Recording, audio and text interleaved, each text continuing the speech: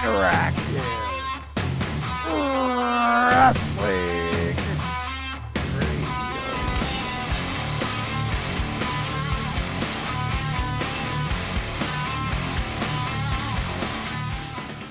Hello, everybody, and welcome to another edition of the Interactive Interview on the interactiveinterview.com.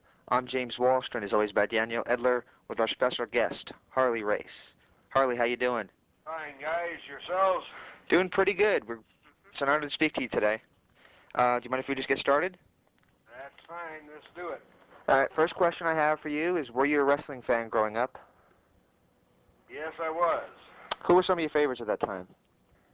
Well, I grew up in a little town of about 113 population. The only people that were around mid-Missouri area then were, that you kids might know, would have been Buddy Austin, Sonny Myers, Ronnie Etchison. There was a guy that came down, can't think of his name right now, out of Montreal, that was a big name around here. Mighty Atlas was a big name. We're going back into the 50s now. Ronnie Etchison, he was one of the guys that trained you, right? No, Buddy Austin, Billy Graham, and Ray Gordon. Ray Gordon's out of New Zealand. This is an odd question that we had submitted from the forums. It's, how did you get the job as Happy Humphrey's valet? I never was Happy Humphrey's valet. I was Happy Humphrey's chauffeur. Ah. Well, what exactly is the story behind that? This question seems to be rather open-ended, so I don't know exactly what he wants to know. Well, I started working out in St. Joe, and as I started in the business, Humphrey came into the St. Joe area, and his driver had a death in his family, so his driver went back to wherever he came from, and Humphrey needed someone to drive him because he weighed 785 pounds, and his arms wouldn't reach the steering wheel. So that's how I started with Humphrey. Your wrestling debut was in 1960. What were some of your feelings during your first match, and who was it against? It was actually 1959, and it was against Bill Cole. Many call the Missouri State title the stepping stone to the world title. First, what is your memory of holding that title so many times, and do you agree that it was a stepping stone? Yes, at that point in time it was, because the world's title was headquartered out of St. Louis, Missouri, with Sam Mushnick was the booker for the NWA champion at that point in time. And both of them were headquartered out of St. Louis. What is your memory of winning the world title from Dory Funk? Well, people always ask you what's your most memorable match, and of course that's mine, because it's the first time I became world's heavyweight champion. And I had come very, very close on numerous occasions, but at that point in time it just was my turn to run with the ball. You eventually lost the title to Dusty Rhodes. What has your relationship been with Dusty throughout the years? Well, Dusty and I have had a love-hate relationship for, well, since the 70s. Yourself and Bob Roop held the Florida Tag Team titles in 1975. He had a great amateur background, but was fairly new to the business. What were your experiences of working with him in Florida? Roop was a very, very good guy. It's just a shame that he let some chemical mix and shit overtake his career, but Bob was a great athlete. The second time you won the NWA title was against Terry Funk. My question is not exactly about that match, but about calling the belt today a prop. Do you feel that the belt back then was considered a prop as much as it is today? Well, the belt back then meant something. Hmm. It meant you could go anywhere in the free world and wrestle. Hmm. The only two big, of course I haven't been in all the little tiny spots in Africa or all the little tiny spots in Mexico or South America. But I've been on every continent, and I've wrestled in virtually every country except Red China and Russia, and that would not have happened had not I been world's heavyweight champion. Hmm. How do you get along with Terry Funk? Terry's all right. Again, Terry, myself, and Dory, we all broke in. Well, I broke in 4 or 5 years ahead of Terry, but he was always around his father and Dory. When I was in Amarillo in the real early 60s, the father was a very unique person. He was as tough as shoe leather and didn't back up or take any crap from anybody. Hmm. Go ahead. All right, the next question I have for you is the night that you beat Dusty Rhodes to the world title, there was a rumor that Dusty was injured by Terry Funk in a match. And the rumor says that Dusty wouldn't have dropped the belt if he wasn't injured at the time. Do you think there's any substance to that rumor? Well, everybody's got their own excuse, I suppose. Hmm. Oh, go ahead. I'm sorry to cut you off. Regardless of whether he was or wasn't, he wrestled me 100 times after that and never took it back, so you can take it from there. In Mick Foley's book, he said he used to grow frustrated when you found out that you couldn't make Terry Funk bleed. Is that true? Well, Terry and myself have probably bled enough in each other's matches to... Oh, the Red Cross wouldn't be in need of so much blood now if they could have bottled it all. Hmm. How did you get along with Larry the Axe Hennig? Larry was always my tag team partner. Hmm. Hmm. I never ever wrestled Larry in a singles match. Wow. I wrestled his son Kurt, and when I beat Kurt, Larry jumped in the ring and waffled me a little bit, but I never really ever wrestled Larry. Him and I were tag team partners and tag team champions for 4.5 years.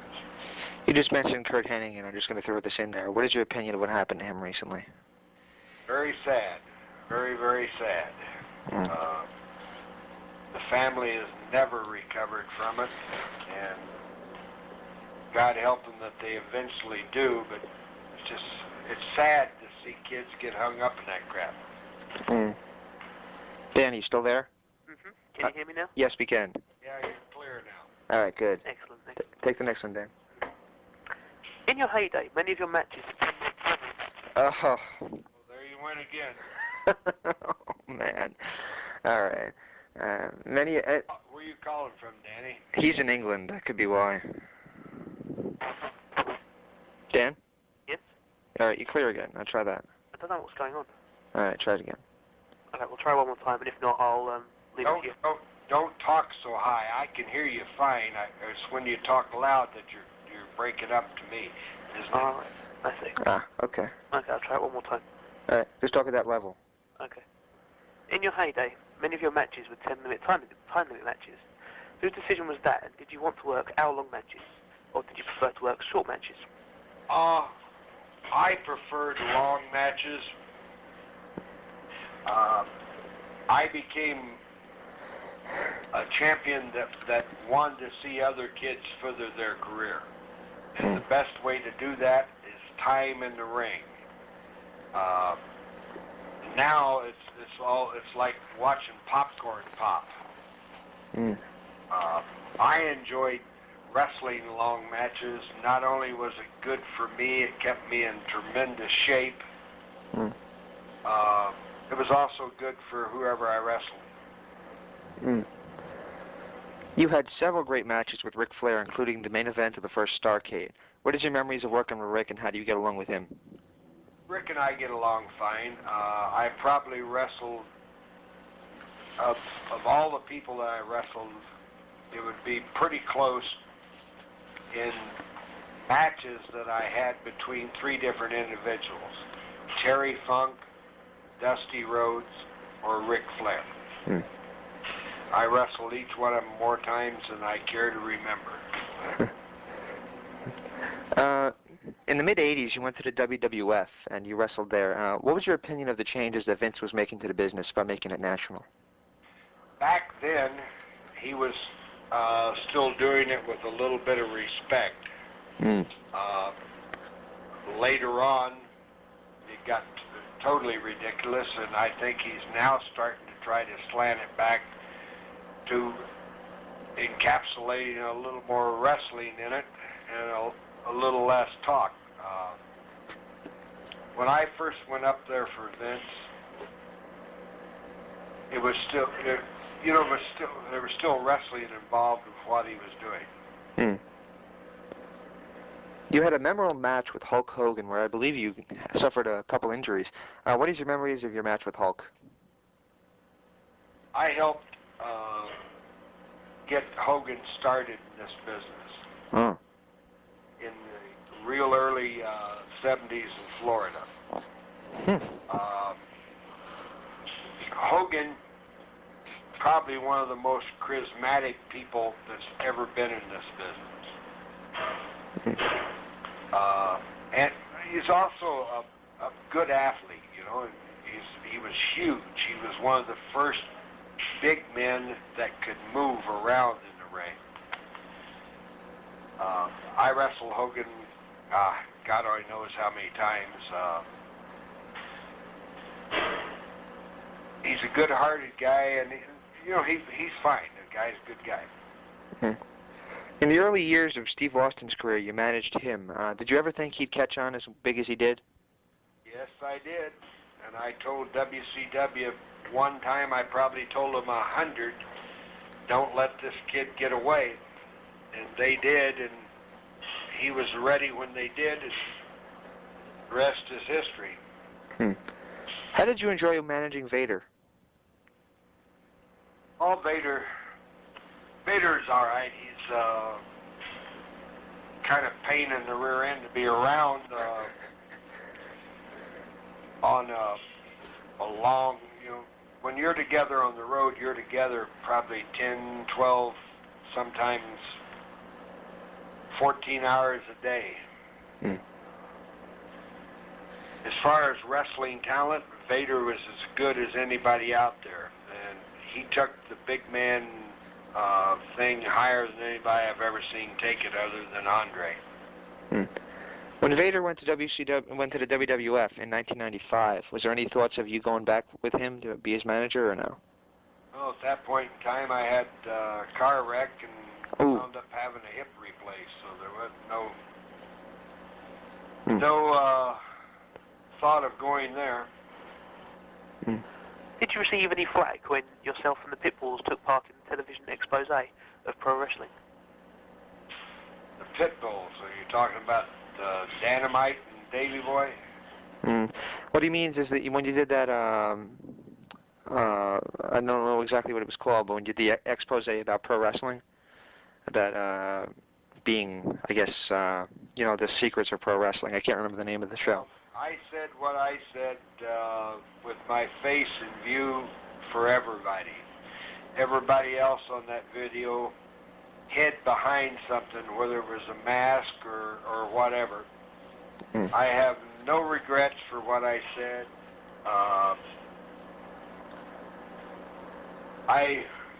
Vince had come out by that point in time and was telling everybody that he was paying people to do exactly what he told them to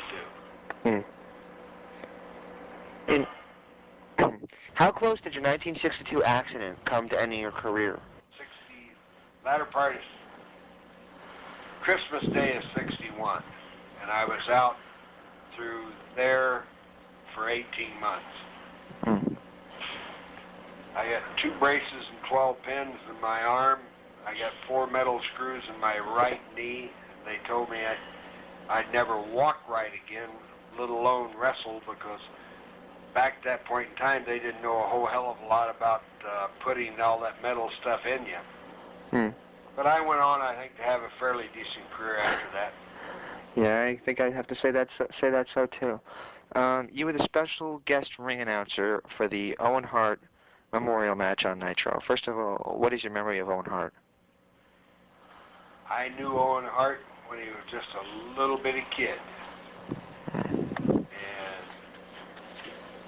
that night when I went out there and introduced that match, I thought it was great, that the kid was able to go as far as he went, following in Brett's footsteps. And, well, you know the rest. Dan, you want to take the next one? Oh, man. Breaking up again. Damn these American phones. No, Dan, we can't hear a word you're saying. Alright. Okay, let me try to pick up where he left off. You appeared as one of the legends on the NWA TNA's first broadcast. First of all, what was your initial opinion of the NWA TNA weekly pay-per-view concept? I thought that they were going to do it in a way that was beneficial to the business, and I think if they stayed with that concept, they would have went further than what they have done. If you're going to try to compete with Vince, the only way to do it is be totally opposite of him. He's going out there and they're doing all the wild, goofy things and the naked girls and so on and so forth. You cannot compete with somebody that does that unless you can be bigger or better than him. They can't be with running one show per week, 4 shows per month. So why not go the opposite direction, put believability back in what you're doing, and make it a contest, rather than try to compete with something that's got billions of dollars in production. That said, what is your opinion of the current WWE product?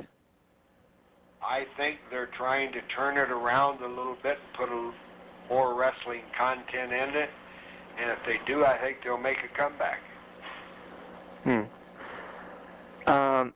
Currently, you're doing your own little promotion, not to be insulting.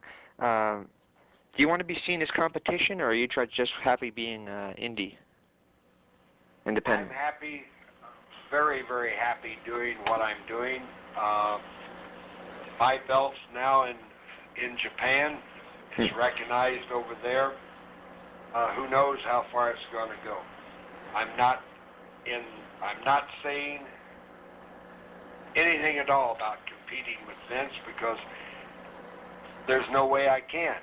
I'm happy doing what we're doing. Our belt has got respect all across this country and places, every place that I've run, and now it's got it in Japan. So I'm happy with what I'm doing. Dan, you still on the line? No, we can't hear you. Okay. You were inducted to WCW Hall of Fame and received the PWI Wrestler of the Year awards several times. How does awards like that affect you as a wrestler? Well, back when I was wrestling, it was just this added thing that people appreciated what you were doing, and when you get recognized by your peers and stuff, that's as good as it gets. I know I'm in every Hall of Fame that they have in the provinces of Canada. I'm in Japan, I'm in Australia, New Zealand. It's just, of course you feel it's an honor, because in order to get there, you've got to be voted in there. Before we close out, do you mind if we do word associations? Basically what we'll do is I'll say a name, and you can either give me, a one-word answer, or you can, if you have a story you'd like to share or anything, feel free to go ahead. So that's Go ahead. all right, first name on the list is Dusty Rhodes. Dusty? Yeah. Incredible athlete. Oh, great, fantastic charisma, and overall a good friend. Bob Geigel. Bob Geigel, Yeah. one of the toughest human beings I've ever been around. Roger Kirby. Roger Kirby. Yeah. Kirby was a kid that broke into the business probably 15 years too soon. Had he been born 15 years later in life, he would have been as big as anyone ever out there. Jack Briscoe. The most pure talent of any wrestler I've ever met. Bob Brown. Bob Brown, Mm-hmm. tough old dog. Ric Flair. Ric Flair, Mm-hmm. how does he say that? Whoa! Larry Henning. Larry Henning, most sincere person I've ever met. Ernie Ladd. Ernie Ladd, it's too bad that you couldn't have molded Ladd and made 100 of them. Kevin Nash. Kevin Nash, I never really knew that well. My opinion, Kevin was a big, tough kid. Dory Funk Sr. Well, if I can put two people in the same category, I would put him and Geigel in the same place. How about Dory Jr.? Well, we tried to stuff three in that same slot. Dory Jr. was an incredible kid. How about Lex Luger? Lex had the body that 90% of the people or the males in the world would love to have had. And finally, Vince McMahon. That'd be Junior. Well, I'll comment on them both if you want. All right, go ahead. I'd love to. Vince Sr. was a very, very nice guy. His son, if you could get Vince's word on whatever you were talking about, it was as good as gold. That's all I have for you for that. And once again, we want to thank you for this interview. Before we close out, do you have anything you'd like to say to your fans? It's always a pleasure to be able to talk to the fans and for them to be able to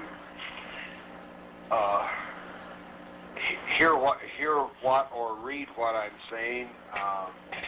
If it was not for the wrestling fans, none of us, and I mean whether it be Hogan, Austin, myself, or anyone that we've mentioned during this, if it was not for them, this wouldn't be happening for anybody.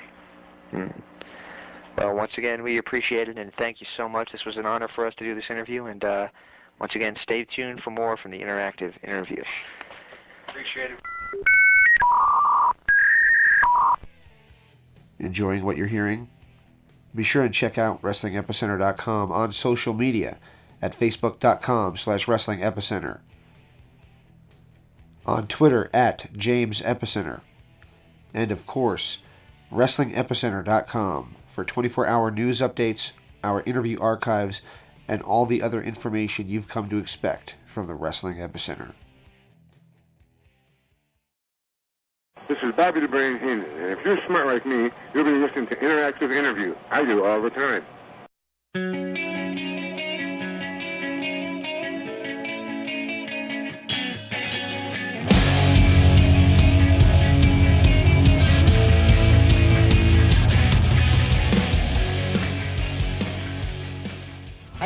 Howdy, and welcome back to the interactive interview. We just finished up with Harley Race. Daniel, what you think?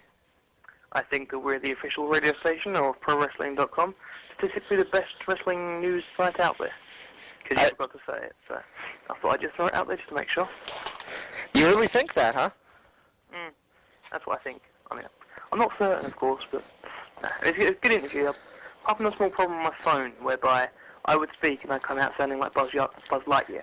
Yes, you would. Yeah, Buzz. Yeah, it's a pretty good thing. I don't know what I'd compare it to. Buzz Lightyear, or I can't think of a name. Buzz Lightyear because it was Buzz.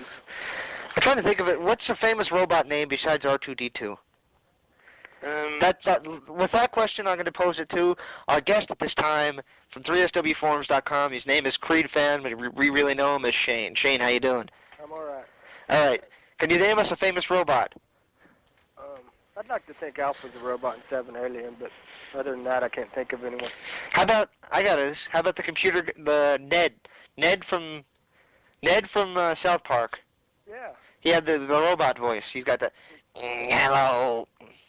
Oh, no. I've got a better one. What about hello? Is it Rosie from the Jetsons? Yes. Rosie from the Jetsons. Mr. J. Yes. Oh my God. He's really like this in real life, Shane. Yeah. It's not a character or anything. It's really him. What's really me? I don't understand. Don't worry, nothing. Oh, okay. So what's going on, everybody? What are we going to talk about tonight? Well, first I want to talk about the interview. Shane obviously hasn't heard it, but he was. You submitted some of the questions to it, so you can probably have a feel. And obviously, Holly mentioned the question you submitted about his local Fed as well. So, obviously, thank you for the questions you submitted, and thank you for coming on the show for the recap. No problem. Thanks for inviting me. I don't mind telling you that Harley Race makes me a little nervous. Why's that? I don't know. He does not strike me as a huggy bear. You should walk by him on the road and say hi to him. He's a scary guy.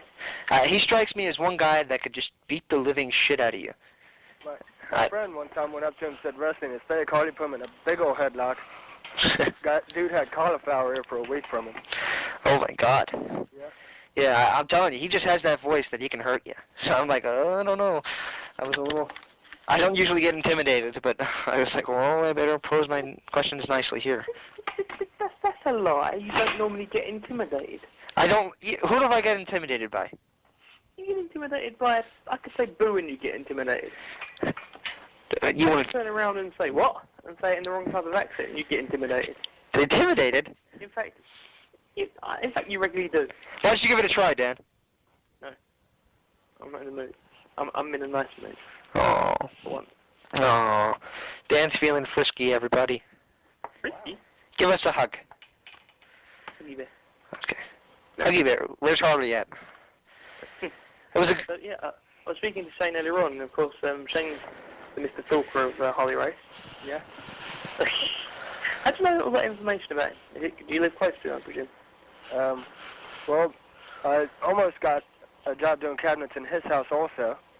Oh yeah, tell that story, if you don't mind. Well, I was working at a cabinet shop, little small town here, little mom and pop shop. It was a piece of crap shop. Dude paid me bad checks and everything. But he put in a bid on Harley's new house that he's going to build up in the neck of the Ozarks. And we lost that one by $1,500 to somebody else. Oh, damn.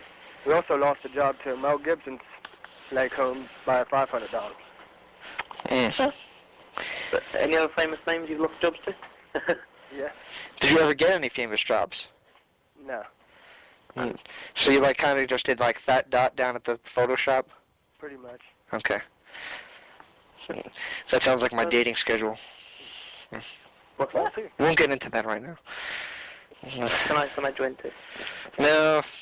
Actually, my dating schedule is blank, but I won't get into that on this show. I might start to cry, and you don't want to hear that. Again. No. Wasn't that the last time when you took on my ear for 45 minutes? What'd you say? Your phone up against the wall. And did a Bob Backlund on me. I did that? No, Bob Backlund threw the phone against the wall that time. That was weird. He we call him and the phone rings, and instead of him picking up and saying hello, we just hear whoosh, and that was it. And we call back, and every time we call back, we can't even get an answer. So he can't possibly be mad at us unless our ring was wrong or something. Yeah. Maybe we accidentally rang from a number that's got a different dial tone or something. I don't know. That was... Maybe accidentally we called from England. So I called you and then called him, which would mean there'd be a different dial tone, so when he picked it up, it would sound different. But probably not, because that's never happened to him before, ever. So. You think Bob Balkin's run for president this year? Probably so. He'll throw himself for it. And again, he'd throw himself for a ring of fire if someone said to do it, but... I like Bob Backlund, though. When Governor Bob Backlund can be president. I don't know, I like Bob Backlund. I think he might be a little strange from what I hear, but I'd like to interview him. So would I. Yeah, I think he'd be... What'd you say? We've tried to get in there. It's not to interview him, but yeah. We're not done trying yet, though. I mean, there's plenty of time. Oh yeah. Okay. Just give us time, baby. So I've just Talking about been some Tarantino interviews, so I'm in a bit of a sort of... See that country guy that talks funny? Me? No, not you. Okay. Who was in a movie with Jennifer Lopez and he talked like an idiot? Woody Harrelson. No. Money Train. Jennifer Lopez was in that? Yeah. I didn't even know that. Okay. She was the girl that ended up being Wesley Snipes' girlfriend. Ah. Okay. A little bit of a movie guy. I've seen a couple. I've seen it, but I don't really remember it. I just remember seeing it because in New Jersey, every idiot was trying to do that in the subway. So, like, everybody was dying in the subways, and I'm like, oh, you fucking morons. Okay, so what else? What else are we going to talk about? Come on. Issues. I want issues. I've got plenty of them, actually. You got issues. I've got issues. She's got issues. He's got issues. I've got Okay. issues. Everybody issues. Issues what? Issues. Issues what? Issues are what you wipe your nose with after you sneeze. Hey. That's almost as funny as your Mexican joke from a couple shows ago. That was good. I didn't understand. Did you hear that? No, Did you hear my Mexican joke? I didn't Right. care. Number one in Mexico. Hey. And I just kept going, hey. And I had no idea what you wanted me to say. I'll tell it 1 sec, Frank. All right. In Marks and Spencer's, in this food chain restaurant, superstore type thing in the UK, they sell the Mexican wrap. Number one in Mexico. Hey. Mexican wrap is like a sandwich thing, but Mexican wrap, like Randy Savage wrap. So number one in Mexico. Yeah. Oh, I find it funny. Pretty good. I like it. Was Conan anywhere nearby? Yeah. Thank you. By the way, have you heard his new song, by the way, Conan's new song? No. The 3 Live Crew song? No, I haven't, no. Don West is pretty much doing my talking about it. Don West keeps bashing it on the air, which is hysterical if you ask me. He's like, every time he sees him, like, thank God they're not singing that horrible song. So, I don't know, I like Don West now. Yeah, because I'd heard that I was going to possibly, when I threw in a John Cena question to Randy Savage on a few shows ago, I was going to possibly throw in the question about Conan. I thought, nah. I heard that interview. You might end up... I'm sorry, Shane, can you? I heard the interview. It was pretty good. You like the Macho Man one? Yeah. It was short, but it was pretty much just to catch him up and just to say we had him again. I mean, anytime you have an excuse to call Randy Savage and have him on the air, I'm going to do it. So he might be on 68 times before the show's over. So. That would be fine with me. Yeah, Randy Savage interview number 6, number 8, number 9, 10. This is how I count, by the way. Oh, of course. That's how we count in Missouri, too. Okay. Skip 8. Yeah. Talking about the Conan interview, just want to give some of the feedback that's come from the Pro Wrestling Forum side of things over at ProWrestling.com. A lot of people have been remarking about that if I can speak, a lot of people have been remarking about that Conan quote about the people on the net need to go and get some pussy. Yes. Some of the quotes we've got are, that's the funniest shit I've ever heard in a while. We've got another saying, funny you said that because word on the street is gay. But, another guy called Melvin said, I'm with him all the way and I'm only 16. I don't know what that means. Neither do I really. No. A lady called Amanda said, does webcam pussy count? Okay, Amanda, good one. Amanda, email me now. Instant message me on Yahoo, please. TII King of Noise, or you can answer me on MSN Instant Messenger, whatever the hell you call it. It's what the hell am I on there, Daniel? TII King of Noise at hotmail.com. Yes, desperate. Have your webcam available. Yes, desperate. So, and then the final one is the best one. Please have your webcam available. With a picture of Max Moon saying, "You mean this guy gets pussy?" And it's a picture of Max Moon in that wonderful suit. It's so blue and so. So wonderful. Actually, I liked it the first time I saw it because it was kind of cool, and because I don't know, was Conan like smaller then or something? Because he looked small. I'm looking at the picture now, and he just looks gay. Looks... no offense to him or to anybody, but he's wearing a complete bodysuit which is blue. He's got what looks to be keys running down the side of it. Then he's got kind of a referee's shirt type rings around the arms and across the side of the chest. Then he's got a big pink thing across the middle of his torso. I mean, come on. What kind of person wears that? The same kind of people that collect purple Teletubbies. So you mean you've got one then, James? Mm. Yes, I love it. I'm petting it right now. Ah, good. Would you like to pet my poopy? Not really. Okay. Not right now. Okay. Yeah. I'll put that one on hold. Ask me another one on sport. Another what? Don't worry. See, you're missing all these little quirk things that I do. Like my Mexican joke. That's my flagship joke. And that little one. Ask me another on sport. Ask me another one sport? No, not ask me another one sport. Ask me another on sport. If say you ask a question I don't know the answer to, or I don't want to talk about it, I say, ask me another on sport. Say the last two words to me. On. O-N. Uh-huh. Sport. S-P-O-R-T. The word they use in Australia for friends. Hey, you're in sport. Oh, okay. Yeah. Was that your Australian accent? I explained. Yes, it was. I explained it as different. The word they use in Australia as friend, and you get it. After I've said it 6 or 7 times. Yeah, but I had no idea what you were talking about. Ask me another one, sport. What the hell you say? I'm sorry, but I just like, what? I didn't get, I don't know. I'm sorry not to be offensive or anything, Daniel. Oh, God. Okay, right. Well, let's throw it to Shane. Right. Shane. Yeah. Just to sort of open up the discussion to you rather than just sort of being you with the third wheel here. I'd like to know your opinion on a couple of things. First of all, since it's kind of hot topic on our show, what's your opinion on the current Macho Man Randy Savage / Hulk Hogan thing? Do you think it's childish of Macho to carry it on, or do you think that Hogan should respond to him, or what? I don't know. It seems like Randy's kind of holding a grudge because this couldn't have possibly lasted longer than when WCW ended, or when one of the two left the company. I'm sure they wouldn't have kept contact with each other if they didn't like each other. I think, now this is what I understand, and I have no idea, but I think the feud between the two started in 89 or 90 when Hogan pretty much kept Liz, I'm trying to choose my words properly here, he pretty much kept Liz in safety from Randy. Because Randy, for some reason, was really going berserk about her, like locking her in closets and stuff. And Hogan and his wife basically, put her in their summer house or something for a while. And Hogan knew where she was, and Randy didn't. And Randy was obviously pretty insane at the time. Really? So that, from what I've understood, they haven't actually gotten along since then.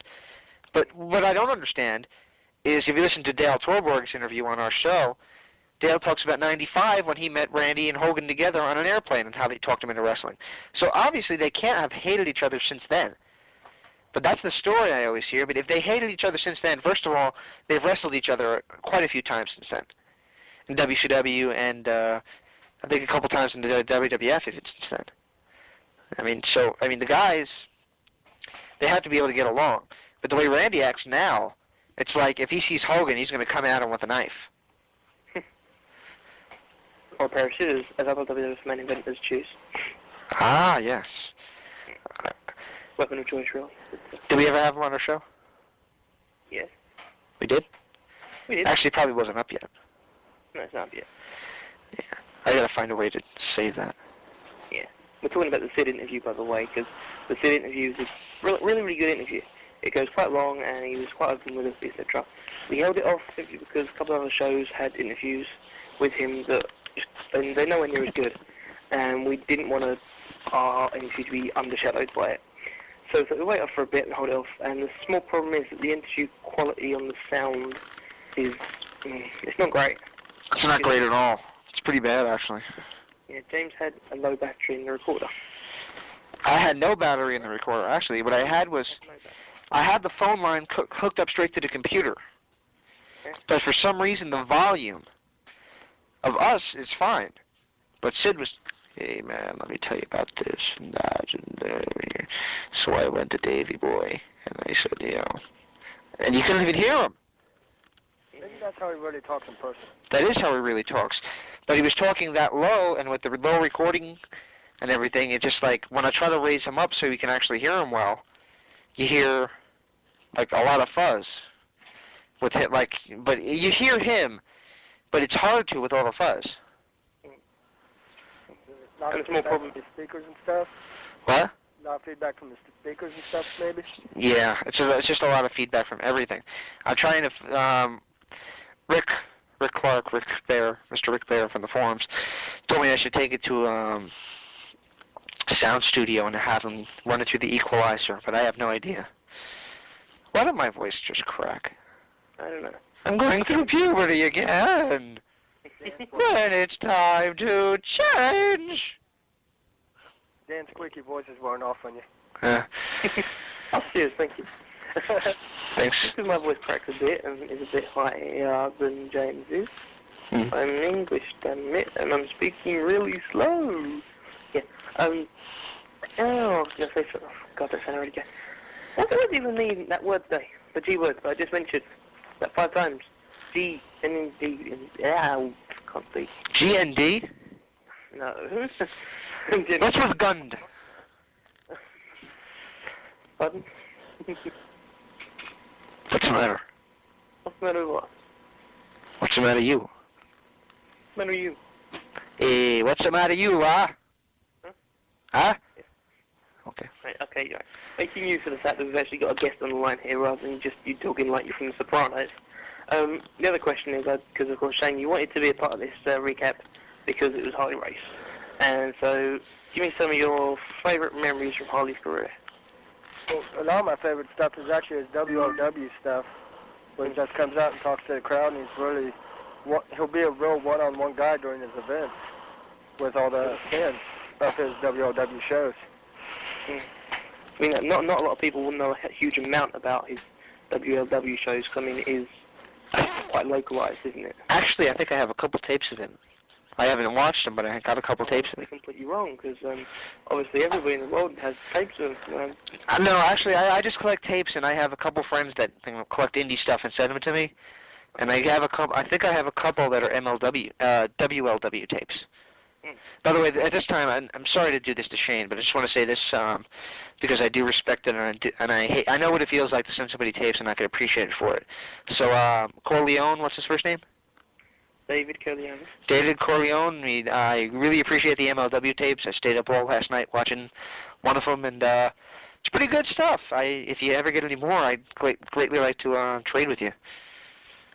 But okay, now you can go ahead, Shane. I'm sorry. There's a few of the guys in WLW I'd like you to look out for on the tapes. Who's that? One of them's Wade Chisholm. He's a real big boy for indie promotions, and he's got like a real fast style. What's his name? Wade Chisholm. Wade Chisholm. Okay. Yeah. And another one is Street Fighter. He looks like a smaller, younger Triple H. Kind of. Okay. Huh. So, apart from Harley, is there any name, not to be disrespectful to the other people? Is there any celebrities or legends or anything like that that's there? Other than Harley Race? I don't know a hell of a lot about WLW. I know about it, obviously. What I researched for the interview is Harley, but apart from that, I don't really know that much. So, are there any other people, sort of name talent like legends or whatnot, as James put it, that work with WLW? They'll always have special guest appearances from guys like Ricky Steamboat. Writing his, I can't say that. Go ahead. Ron Harris. Ron Harris. With Macho Man Savage right now. He's WLW champ. He's WLW champion? Yeah. We had Buff Bagwell a couple times. Cool. Mick Foley made one appearance. I didn't get to see it. Ted DiBiase's made several appearances with them. One time they had Greg the Hammer Valentine. I saw a show with DiBiase, Valentine, and Bagwell not that long ago. So it's pretty cool to see these guys. And Valentine, though he looks like, well, he doesn't look that great. Yeah. He still can work. Yeah, I can. I was surprised at how well he could work, because he looks his age. I mean, the blonde hair hides a little bit of his age, but other than that, he looks his age. But when he gets in the ring, he's fun as hell to watch. So the same guy he always was in the ring. Right. I mean, he's not slower, he's not faster. He just can do it. He's good. And I'd like to put Bobby Eaton in that category as well. You think Bobby Eaton can still go? Bobby Eaton also made an appearance at WLW. I love Bobby Eaton. It was in somewhere in Illinois, so I didn't get to see it, but I saw it on their website and stuff. It was pretty cool. I'd love to do an interview with Bobby Eaton. Yeah, I know you would. Bobby Eaton. I got your contact information, didn't I? Yeah, I'm a good co-host. There's a couple people that I just, I really would like to interview. I could list you them right now. Okay, go ahead. Right. Well, Shane Douglas. Shane Douglas, I'm hell-bent on getting him. Yeah. Sherry Martel. Absolutely, I love her. Yeah. And Bobby Eaton, the three that I know. There's a couple others. And then I'd probably throw in Kevin Sullivan on that list. Right. Because I wrote out the damn questions. Yeah. And let me see. Oh, Kid Cash, obviously. You really want to interview him? Oh yes, that would be fun. I want to talk to Kid Cash. He's cool. Yeah, we all like him here. Shane doesn't know the story, so he might be out of the loop on this one. We'll let you in on it when we stop recording, Shane. Okay. You can be one of the insiders, in the circle. It's all good. Anything else we can ask Shane? I feel bad that we're hogging this and not giving him the opportunity to talk. Oh, I want to just say quickly, congratulations to him on his promotion to moderator of Everything Else folder on 3SW Forums. He is? Good decision by JC there. I liked it. There's something else I wanted to say, but I like again, mind slipping. Falling asleep. Continue, James. Continue with what? Oh, I want to be made on the moderator of the TII section again. Really, that's nice. I really do. Oh, that's really nice. Do you know why? Because I want to edit Machiavelli's posts. What? And just say what? I'm a silly did-you-head. Pretty much, yeah. I'm a little teapot, short and stout. I will say one thing. I realized exactly how James felt when, on the Ask Harley Race questions, the last post that I remember was, Harley, will you ever return to wrestling? And then 2 posts lower, I'm talking about his WLW federation, how he owns his own federation. Right. He was too ignorant to even look at those 2 posts below. Absolutely. This is the kind of things I'm talking about. I mean, it's just why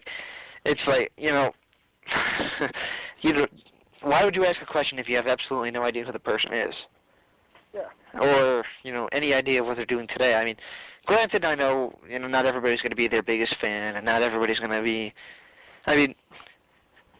how many people on the forums do you think are children, just that really don't know what they're really, talking about?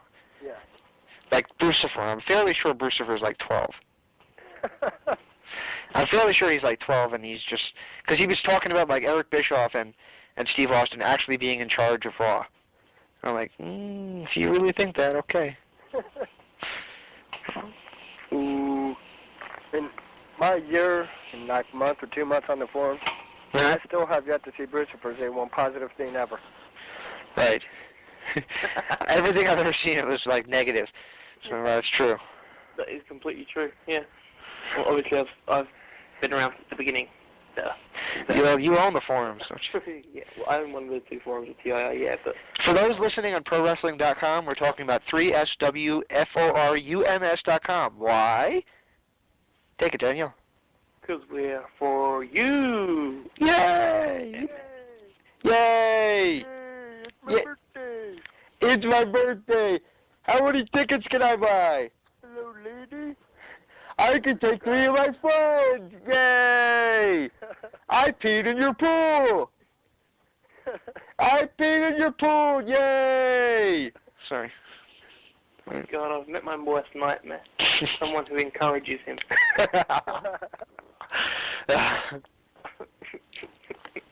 Wrestling viewers are going to be so confused.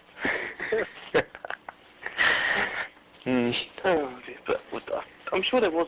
That's where I was going with it. I was going to say, who are the rest of the people that you want on the show then, James? There's a lot of people that I want to have on. Yes, I know, but like the top one. Missy Hyatt. Missy Hyatt. Oh, yes, that's the one. I remember that as well. And Melissa Bellin. Ah, yes, I know. Yeah, that nice. Yeah. Yeah. Oh. You notice a trend here. They are all beginning in M. What'd you say? Okay, two of them. Two of them begin with the word letter M. And 2 of them are, well, 3 of them have what? Well, don't answer that. Don't answer that question. That might be a little bit too descriptive. Yeah. Okay, 3 of them are female. Yes, there you go. Strange. There you go. That's the politically correct way to answer that question, yeah. Yeah. So you're actually just a pervert, aren't you, James? No, and honestly, I just have a lot of great questions for Sherry and Missy and Shane Douglas. I have a ton of great questions for. I just can't wait for that one. You true that Sherry and Rick were married? Sherry and who? Rick Martel. I don't think that's true. I heard it was. I heard it wasn't. I never really knew. I don't think that's the case. I think they also thought that they were brother and sister. Yeah, heard that before. I don't think there's any relation there. I know she used to date Larry Zbyszko. I did not know that. She dated Larry Zbyszko for a long time in AWA until Larry met his current wife, which just happens to be Vern Gagne's daughter. Vern Gagne owned AWA at the time. Mr. Fountain of Information over here. Right. Thank you. And shortly after that, guess who was world champion? Larry? Yeah. Okay. Oh. I like Larry Zbyszko though. If you haven't heard it yet, go back and listen to that interview I conducted with him. I was a little green in the interview, but we went over an hour, and it was pretty fun shit, I thought. I enjoyed it. It's quite good to listen to an interview without me on. Not like that, because I'm dissing myself, but you know what I mean. It was great to listen to an episode of this show and not have to hear you on it, right? Okay, I'm just kidding. I'm just kidding. Of course, there's not you in the middle, like the New Jack interview and whatnot, where I'm not there. So. Right. When you're not around, I get in trouble. So yeah, you better stick around. You better stick around and like be the mediator here. Be the referee. Why do we get Max Moon in the referee? Max Moon, yeah, he can wear his costume. Yeah. They could use Max Moon, right, referee, Max Moon outfits as referee outfits in TNA. Think of it. Imagine Rudy Charles dressed up as Max Moon. Yes. You could do he could shoot fire from his shoulders, like that costume does. It's like to DQ someone. I need that costume. Shoot fire from my shoulders. I like that. That'd be actually pretty cool. Somebody makes me mad, just shoot fire at them. Fire-breathing Drake. That reminds me, I was watching a tape last night of, it was the Bobby Heenan show. I think it was Bobby Heenan. He was into that at prime time. Why exactly was Ricky Steamboat in the WWE only known as the Dragon at one point? I really don't know. I don't understand why you have a guy that's been in the business for as long as he was, and they try to kayfabe you, like just calling him the Dragon and having him dress up like a dragon. I remember those times. I was like, just the Dragon? Why don't you say Ricky Steamboat? They never once said Ricky Steamboat. I was like, come on, you know who he is. Just say it. Just say it. Well, think about it. If he didn't make his name under the certain way that Vince wanted him to, For what now? So, I know what I'm trying to say, but I just can't say it, so I'm going to stop. Well, the thing though is he was already the Intercontinental Champion just a couple of years prior. And then he left and went back to WCW and had those classic matches with Flair. And he came back in like 91, and he just called him the Dragon. Mm. And he carried around this, like, I think in an interview I saw, he said it was like a 200-pound tail that he had to drag to the ring. And back then they had those long entrances, so he's like, by the time he got to the ring, he was dead tired.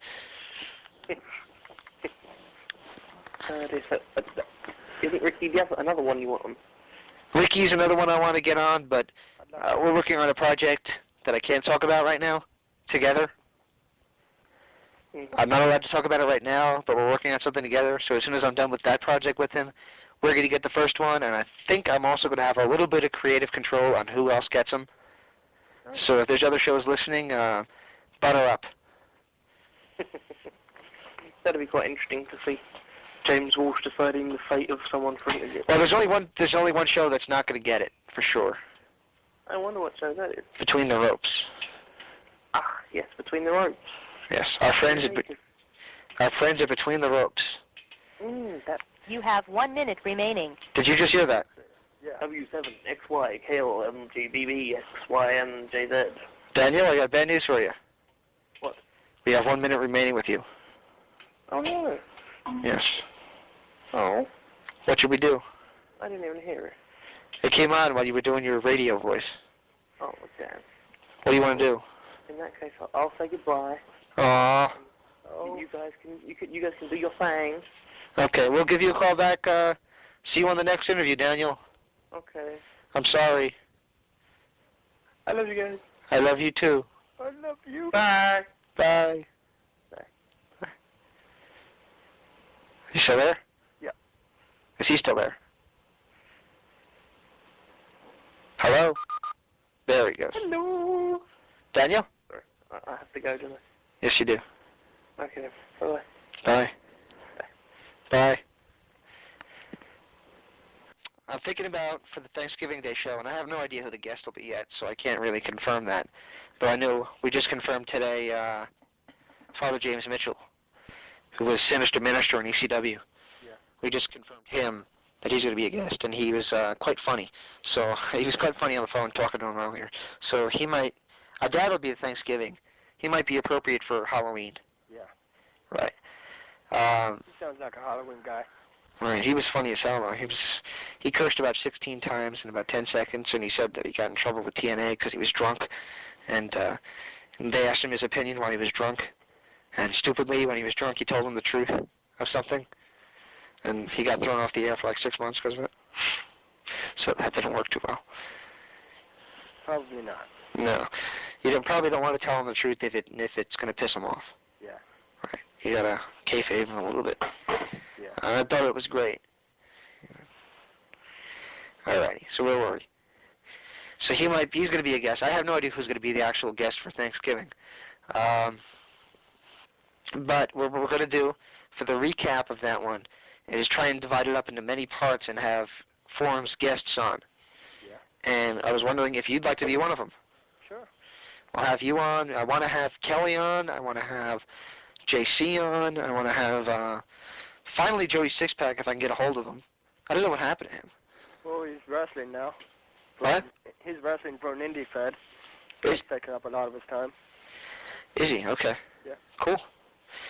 Who else? I want to have a lot of people on from the forums. I want to have Asylum. He's one of my favorite posters, I'll be honest with you. Asylum is yeah. He strikes me as somebody who actually knows what he's talking about. So. Yeah. Red Dragon is another one I like, but he hasn't been around lately. I like him. He's a pretty cool guy. You ever talk to him? On MSN from time to time, yeah. Mm. Is there anybody you particularly would suggest? Anybody from the forums that you would suggest we have on? I like Stig Pearson and Diane Tickles. They're both pretty cool. That makes Every customer welcome probably wouldn't go so well on the phone with you. Yeah, he's one of the guys that just won't get off my back, right? Yeah. Emo Killer's just upset because he can't get a girl. My brother, that'd be a good choice too. Like after I'm done, just hand the phone to him. Who's your brother? WTOF. Is he? Okay, cool. All right, cool. So Anybody? That's if he's willing to do it. He's actually a really shy in person. Doesn't seem on the forums. Yeah. Okay, anybody else? Maybe franchise. I like franchise. Yeah. Franchise is cool. Blackthorn. He's a really cool guy. He's usually unnoticed. Who's that? Blackthorn, QDCN. I don't know. I don't remember him. He usually goes unnoticed, but he's a really good poster. There. That's for me where I command attention. Yeah. Because I say things pretty well out there that everybody replies to me about, pushes me off about. Like my recent crusade against Chris Benoit. Yeah. Right. What is your opinion of that? I don't really know much about the whole deal with it, so I can't say I know what went on with anybody there. I'd be lying about it. Were you watching Rupp back then? Yeah. So you know that he was pretty much given the belt and then just disappeared? Yeah. Okay. He showed up in WWF like, I think 3 weeks later. Something like that, yeah. Yeah. And Saturn and Malenko. right, and Guerrero too, yeah. Yeah. All those 4 guys, yeah. So that's pretty much all there is of the story. I mean, the only thing that I've been saying on the forums was he never really got blasted for it, which means to me, and what I mean by that, let me explain that on the air. Okay. What I mean by that was when Mike Awesome left ECW as the World Heavyweight Champion, everybody threw a fit. He should have put somebody over and left the belt, and they said, and Chris Benoit should be WWE Champion.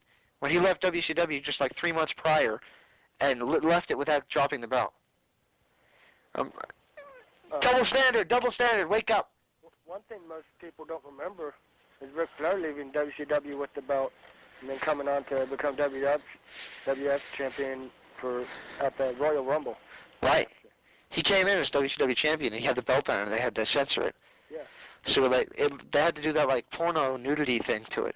And I don't really recall anybody saying anything about that. No. Well, the thing is, the internet has their favorites. Yeah. And for some reason, Ric Flair has always been one of their favorites, so they never blast him for anything. Yeah.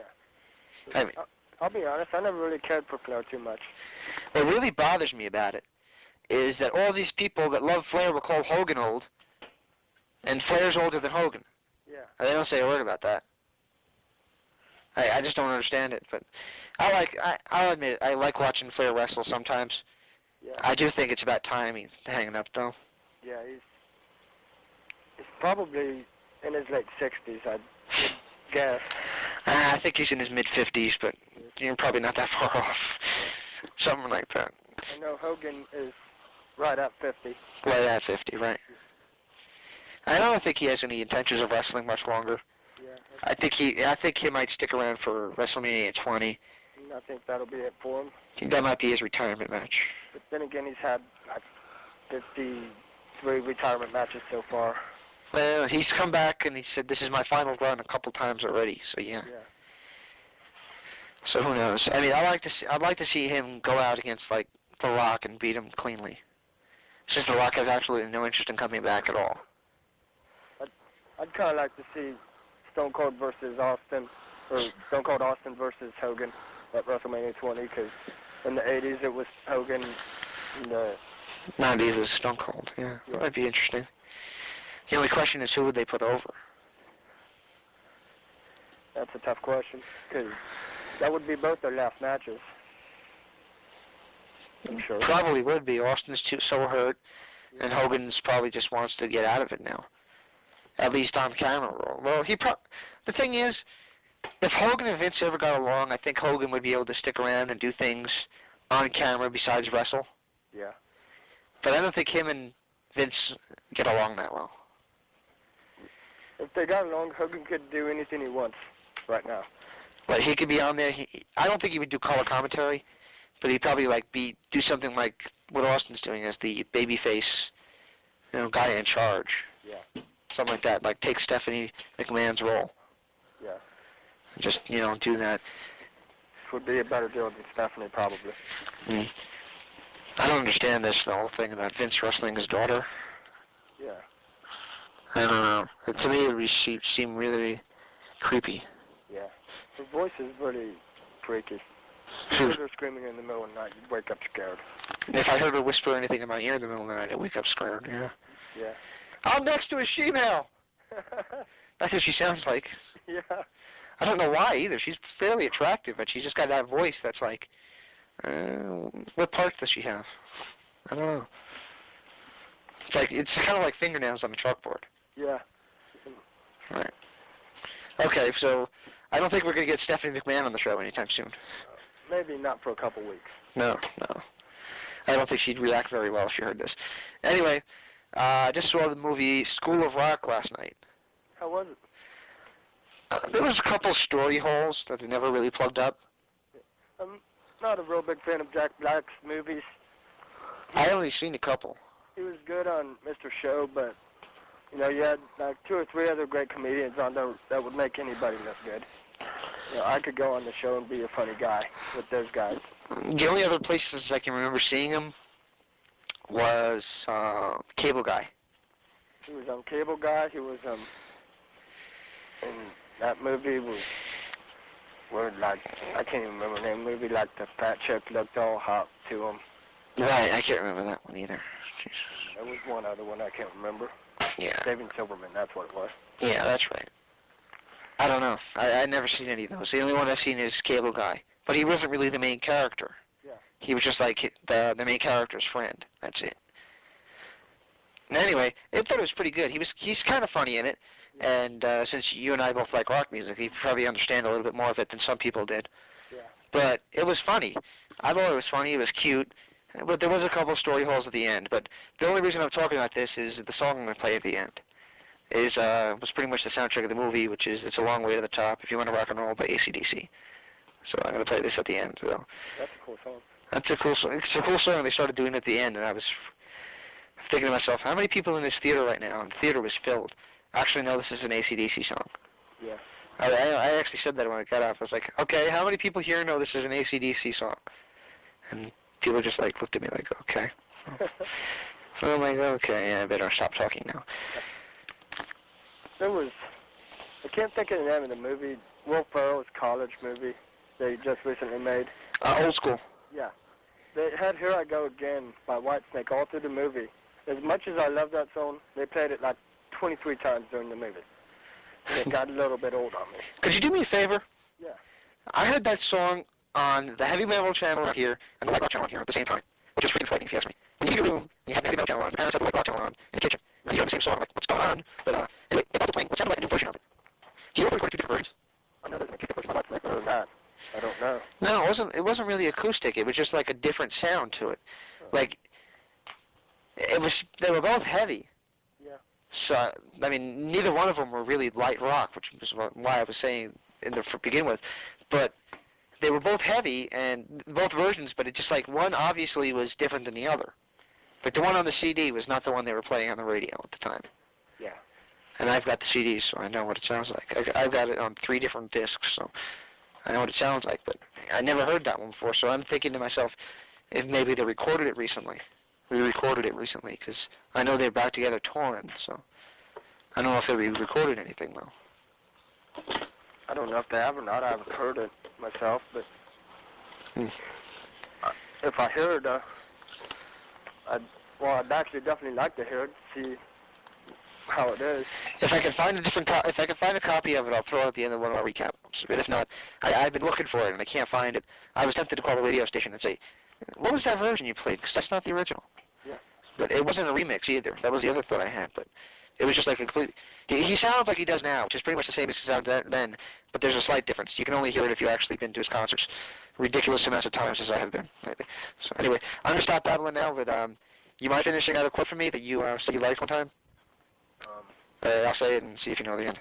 If it ain't metal, Crap. there you go. Stay tuned for more for the interactive interview.